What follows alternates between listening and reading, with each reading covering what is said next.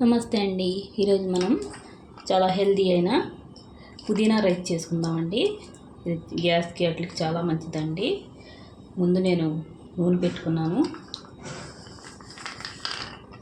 నూనె వేడి కింద పల్లీలు వేసుకున్నానండి. ఒక గుప్పుడు ఒక కట్ట పుదీనా తీసుకున్నానండి. అందులో ఒక 5 పచ్చిమిర్చి వేసి పేస్ట్ కింద చేసి ఉంచుకున్నానండి. ఇదిగోనండి పేస్ట్. పల్లీలండి, ఒక గుప్పుడు జీడిపప్పులండి. ఈ ముందు వేసేసుకుందాం. జీడిపప్పులు పల్లీలు పొద్దుని చాలా హెల్తీ అయిందండి. వారంలో 15 రోజులకు ఒకసారి అయినా తినొచ్చండి. ఇది పుదీనా రైస్ మన పొట్టకు కూడా చాలా మంచిదండి. ఎలాగ బొట్టిగా పుదీనా తినలేం కాబట్టి ఇలా రైస్ తినేసుకుంటే అందరూ తినేసి ఇంట్లో.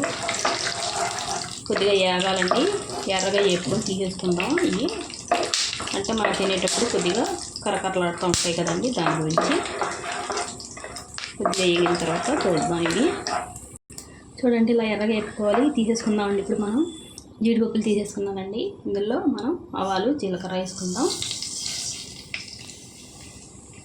పోపు అండి, కొద్దిగా శనగపప్పు వేసుకుందామండి. అంతా పులిహోర పోపులాగేనండి. కొద్దిగా ఏగనిద్దామండి. శనగపప్పు కొద్దిగా వేగితే బాగుంటుంది.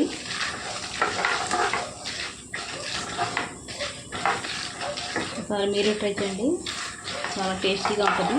అలాగా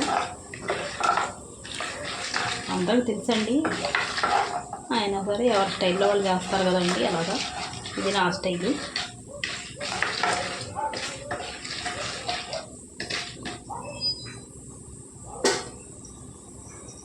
దీనిలో ఎండుమిరపకాయలు వేసుకుందామండి. 4 అండి, తుంచి వేసుకుంటున్నాను. 4 ఎండుమిరపకాయలు. కొద్దిగా ఎగితే సరిపోతుందండి. మనం ఇందులో పచ్చిమిరపకాయలు వేసుకుందామండి. ఒక 5 పచ్చిమిరపకాయలు. తినేవాళ్ళు ఉంటే ఇంకొద్దిగా ఎక్కువ వేసి కూడా వేసుకుంటాను. ఇందులో బాగుంటాయి, మగ్గుకుంటాయి.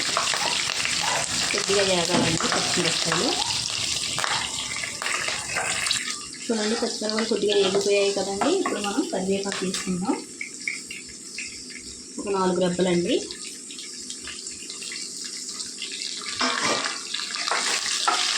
కొద్దిగా వేసుకుందాం కరివేపాకు. చూడండి, కరివేపాకు కూడా వేసింది.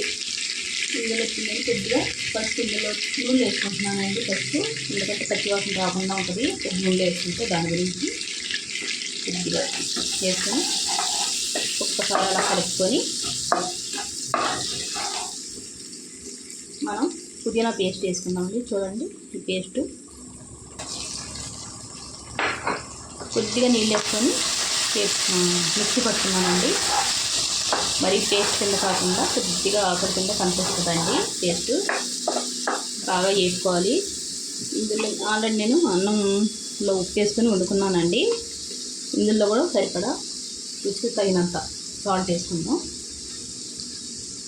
మరి చెప్పకుండా బాగుండదు కదండి, దాని గురించి. బాగా వేగాలండి. ఇప్పుడు ఈ పుదీనాకు చూడండి, నూనె ఇలా తేలే వరకు వేపుకోవాలండి. మనం ఇందులో పుదీనా పచ్చివాసన పోయే వరకు వేపుకుంటే సరిపోతుందండి. మనం ఇందులో నిమ్మరసం వేసుకుందామండి.